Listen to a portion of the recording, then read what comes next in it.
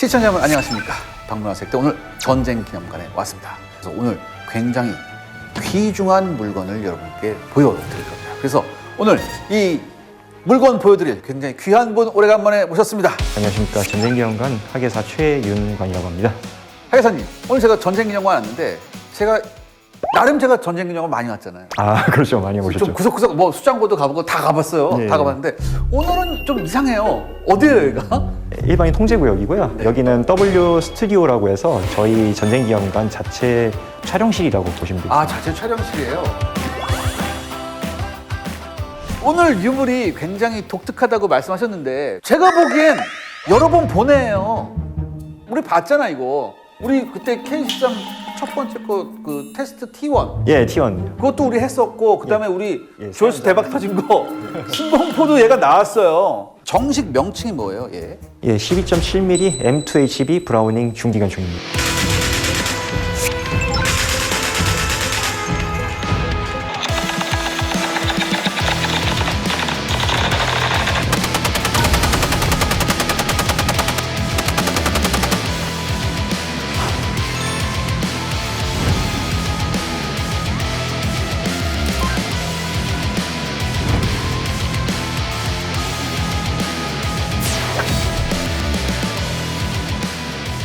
오케이. 그럼 12.7mm 그 M2HB라고 했는데 예. 이제 M2까지는 이해가 가요. 왜? M만이 1인데 2는 2니까 아, 2배구나. 이렇게 생각했죠. 이렇게 생각하는데 그 다음에 붙는 HB가 궁금하거든요. HB는 뭐예요? HB는 헤비 배럴이라고 해서 헤비 배럴. 예, 중총열 버전이라는 겁니다. 아, 그러니까 총열이 두껍고 무겁다 그런 예, 뜻이죠. 그렇죠. 그러니까 사실 이 총열이 총 중에서 가장 열에 민감하잖아요. 예, 그래서 맞습니다. 얘가 열을 많이 받으면 사거리가 안 나오게 되고 뭐 심한 말로 뭐 총구 앞에서 총알이 뚝뚝 떨어진다 그런 얘기가 있는데 이렇게 헤비 배럴 즉 총열이 두껍고 무거워지면 어떤 장점이 있어요? 일단 이 총 자체가 12.7mm 그리고 탄피 길이 99mm라서 그만큼 장약이 많이 들어가는 총입니다. 네. 그 다음에 이걸 연속으로 발사를 해야 되니까 총열이 얼마 버티지 못하고 그렇죠. 이제 휘기 시작해서 나중엔 약실에서 터지거나 이러기 때문에 총열을 좀 더 두껍게 해서 그래도 열에 좀 많이 오래 견디게끔 만들려고 했던 노력 때문에 HB가 사실상 기본이라고 할 수 있습니다. 근데 예전에 함정에서 썼던 M2 10.7mm 중기관총을 보면 여기에 물통이 달려있는 네, 거 맞아요. 있어요. 그 워터 슈트 있었죠. 예.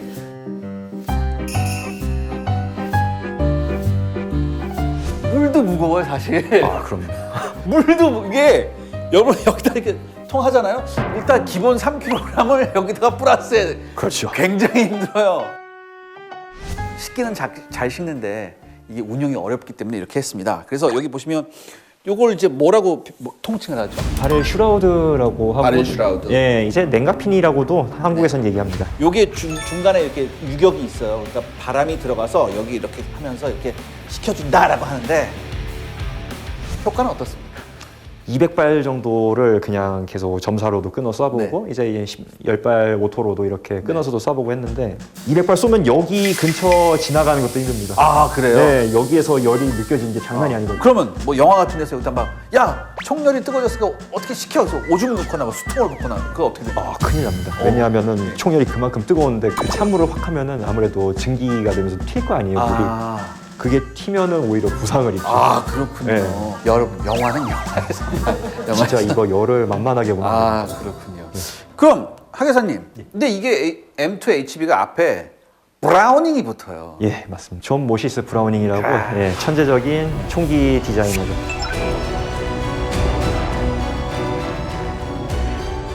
그럼 이 존 브라우닝, 이 M2HB를 만든 동기가 뭘까요? 한 유명한 장군의 요청으로 만들어지게 된 건데요. 네. 그 장군이 바로 예, 그 퍼싱입니다. 퍼싱. 예, 1차 세계대전 당시에 원정군으로 이제 파견이 됐었잖아요.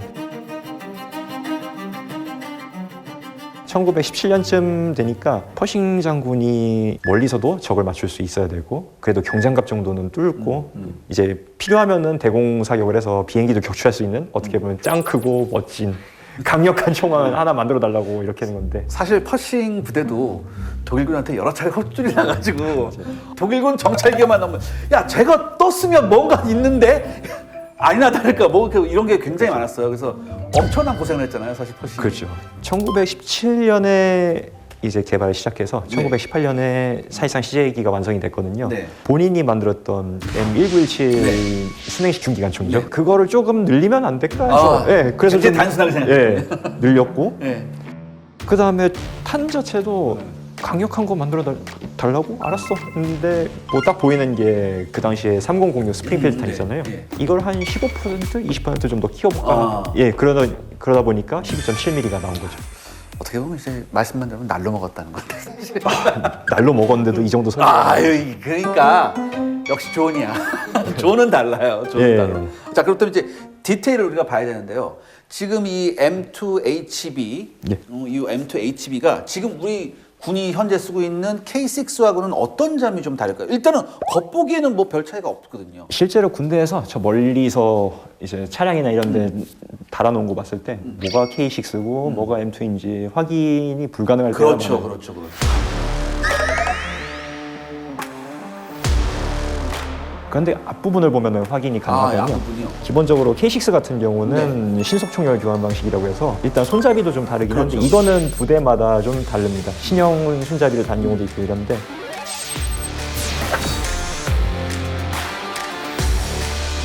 그래서 이 부분을 좀 보면은 확실하게 다르죠. 지금 이렇게 조립턱으로 예. 이렇게 턱이 있으면은 M2HB라고 보면 되고요. 그렇죠. 그러면 혹시 그 K6하고 얘하고 안에 호환되는 부품이 있나요? 실제로는 저도 군에서 해봤는데 한 7에서 80% 정도 호환은 됩니다. 7에서 80%. 그런데 그 부속들이 다 비싸요. K6 부속들이. 예. 그리고요, 하계사님, 이게 M2HB가 기관총이잖아요. 예, 그렇죠. 사실 기관포로도 불러도 상관없을 것 같은데 진짜 기관- 포하고 총 사이에 뭔가죠. 예. 애매해요, 사실. 네, 맞아요. 근데 기관총에도 불구하고 얘가 저격 기록이 있다고 제가 들었습니다. 예. 어떤 기록입니까? 베트남전 당시에 네. 그 미 해병대 저격수로 유명한 사람이 있었죠. 카를로스 에스코바.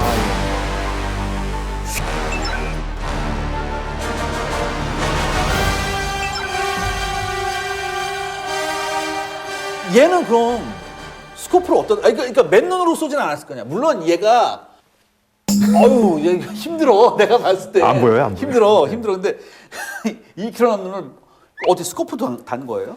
스코프 마운트가 보통 여기에 여기 있네. 예. 뭐가 끼울 수 있게 돼 있네. 원래는 뭐 대공 마운트나 이런 거를 장착할 때 이쪽에 같이 흔들리지 말라고 네. 예, 어떻게 보면 다른 마운트로도 사용되는데 여기에 4배율 배역화음 조준경이나 그 당시에는 그런 조준경을 써가지고 예, 저격을 했던 거죠. 그럼 이제 단발로 사격해야 되잖아요. 예. 뭐 어떻게 해야 되는 거예요? 요게 지금 이게 기관총이 좀 M2HB가 좀 특징이 있는데요. 네. 지금 이 상태에서 장전을 네. 찬 다음에 쏘면은 네. 노리새가 후퇴 고정돼 버립니다. 한 발 나가고요. 그 다음에 이게 레치 풀기라고 해서 노리새 멈추거든요. 예. 이걸 누르면 다시 노리새가 전진되는데 그렇죠. 이런 식으로 이러면은 반발이고요.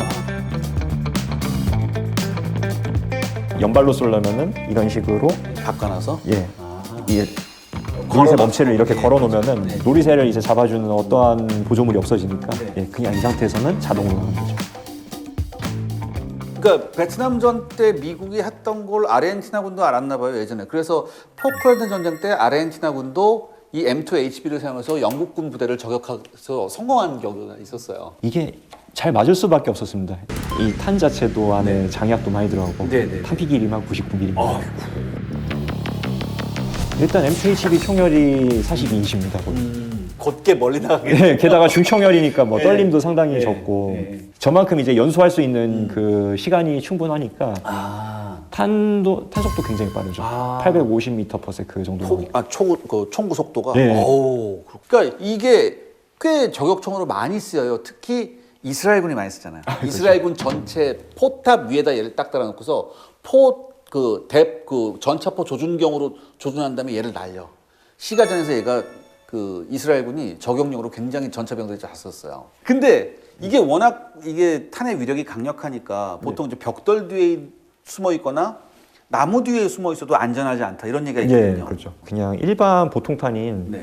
그 풀메탈 재킷으로 쏴도 어지간한 벽돌 같은 경우 그냥 가볍게 뚫어버리는 건 기본이고 최근에는 이제 MK212라고 해서 라우포스탄이라고 많이 알려져 있는데 그거는 고폭 철갑 쏘이 예광탄입니다. 아유, 또 흉한 걸 만들었군요. 네, 안에 또 이게 탄두 자체가 12.7mm니까 뭔가 넣긴 참 적합하니까. 그러니까 그 개발자들은 야, 뭐 이렇게 해볼까? 막 이렇게 그런 거 같아.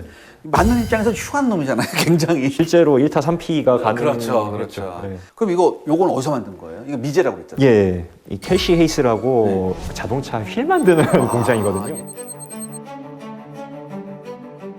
예전엔 그런 회사들이 군수공업 쪽으로 많이 갔었죠, 전쟁 중에. 예, 이게 제2차 세계대전 당시에 아무래도 뭐 다른 총들도 다 그렇게 전체 군수 생산으로 네. 이제 산업이 바뀌니까 여러 군데서 이제 이 총도 생산을 했거든요. 아, 네. 생산 연도로 했을 때는 41, 42년도쯤 되지 않을까. 꽤 됐네. 예. 그렇군요. KFN 101번으로 바뀐 거 아시죠? KT에서 101입니다. 바로 이 12.7mm 같이 강력하게 한 방 할 수 있는 101번 기억해 주세요. 자, 우리 브라우닝 M2 HB 12.7mm 중기관총 보병용뿐만 아니라 차제 기관총으로도 그다음에 항공기용 기관총으로도 굉장히 많이 쓰인 명품 중에 명품입니다. 그렇기 때문에 100년이 지금 지난까지도 계속해서 쓰고 있는 그런 총이죠. 요거 전쟁기념관 한번 볼 수 있습니까? 아, 저희가 3층 UNC라고 네. 국군무기 발전실에 전시가 돼 있고 그렇군요. 지금 이 총도 3층 국군무기 발전실에서 온 총입니다. 그렇군요. 알겠습니다. 여러분 꼭 전쟁기념관 방문해 주셔서 3층에 가셔서 꼭 봐주시기 바랍니다. 자, 오늘 박물관 왔을 때 수색 완료했습니다.